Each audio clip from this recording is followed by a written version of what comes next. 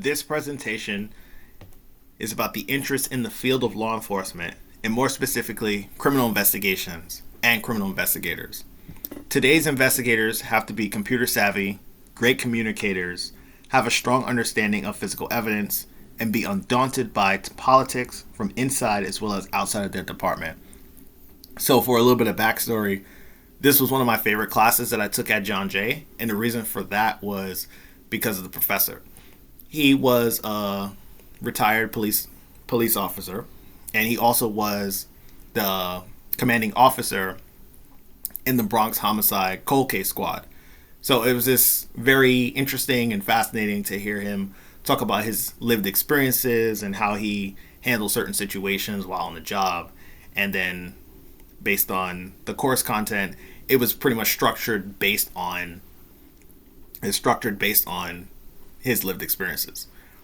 And a lot of the time too, when I was at Kingsborough, I had thought about like, oh, is there like a specific class like at John Jay that I can possibly take that's like tailored to just like detectives and criminal investigations and so forth? Because I touched on that in certain classes that I did take, but we didn't actually go in depth. So when I got to John Jay and took this class, and it was just all just criminal investigations and the investigators, it was just like, it was great. I learned a lot and was able to retain a lot of the information just because he himself lived it himself, and we was able to learn more from his experiences, and it fostered more engagement throughout the class, and information. I still now 10 years later I still remember everything from the class because of this experience. So it was a really great class and I really enjoyed it. But now enough of the backstory. For this, I'm just going to talk about the core elements of a criminal investigation. So first we have C, which stands for collects. So this is just gathering evidence at the scene of a crime. So the example here is from Dexter. So Dexter, he found the gun and he's going to enter it and bag it and tag it, and it's going to be entered into evidence. So any evidence that you find at the scene of a crime needs to be collected. That's all. Now we have O, we got organizes. So it's just arranged into a structured order. So two examples here. So on the left we have, this is an example from the recent season of True Detective. So we have Jodie Foster's character. So she has all the case files and pictures from the case she's working on. She has it all on the floor, and she's going to go over it, and it's going to be organized into a more structured manner. But obviously every investigator has a different method of how they want to like look at evidence and organize it. So that's just one way. And then on the right we have an evidence board example. So I'm pretty sure most of you guys might have seen this before in TV shows and movies where they'll have like an evidence board. It'll be like for example, like in this example, we got place of occurrence, time of occurrence, method, victim, and so forth.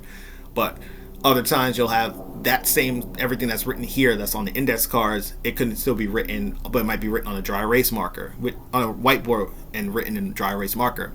Or the famous one, it'll be red tape connected to this person, and then that is connected to this lead and this plays and so forth. So it's just many different ways of a evidence board, but that's just one way. So that's organizes. Next we have records, so R, and this is just pretty much taking notes and documentation. So for this, it's very, very, very important for investigators to write everything down. No matter how small it is, they need to write it down, because they're not going to know if they're going to hit a wall or just like come into a place in the case, a roadblock in the case. So, and if they write everything down, they can just refer to this and like, oh, well, maybe we can go back to this person, or maybe we should go back to this place. Maybe we should just talk to this person again. Maybe we missed something. So that's why it's very important to just write everything down, so that way it's all documented and they can just easily refer to it. So for the examples here, on the left we got Kevin Atwater from Chicago PD. He's writing his notes down in a notepad. On the right we have Briscoe and Green. They're talking to someone in interrogation, and they both have pens in their hands, so everything he says they're going to jot it down. And then finally, Sonny Carisi from Law & Order Special Victims Unit. he's talking to somebody and he's getting his statement and he's writing it down as well. So pretty straightforward. And finally, we have E, evaluates evidence and information. So this is pretty much just reviewing the evidence with other investigators, the team that you're working with throughout. So this is also kind of combining the step of organize, because as the evidence board is in the background, the team will be like referring to it while they're having their discussion. So this is an example from The Wire, the second season in The Wire. And here they had an informant come in, and at the time when they was doing the investigation, they had a lot of faces based on the surveillance that they done, but they couldn't put the names to the faces. So when the informant comes in, he's able to say this is so and so, and this was his role in the organization. He did this. He was responsible for this. So that's pretty much all you need to know about this.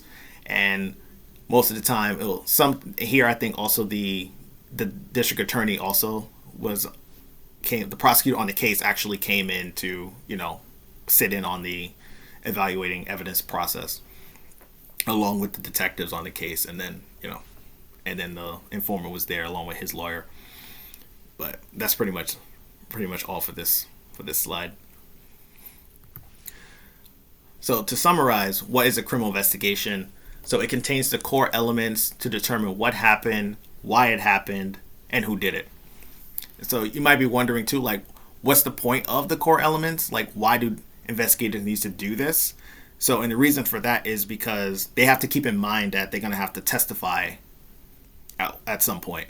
So if they do all this throughout the process of their investigation, these 4 elements, then when they get called to testify, there's no issues while at trial, because they have everything in the case file. It's documented, it's written down, they already know what they're going to say, everything. It's it's ironclad. Everything is well known and documented, and pretty much. And an investigation does not end with an arrest, but with successful prosecution of the case. So a lot of the time people might think like, oh, once they arrest a person, that's it. They move on to the next case. No, an investigator stays with the case. They stay with the case because they're responsible for that case being seen through all the way. So once the perpetrator is apprehended, tried, and convicted and shipped off to corrections, that's when the case is officially over. So the investigator has to stay with the case throughout that entire process. I'll say it again. The investigator must follow case through until the perpetrator that was responsible is apprehended, tried, convicted, and shipped off to corrections. So with that being said, I hope you found the core elements informative, and you learned a little bit more about criminal investigators and criminal investigations. Thank you for listening.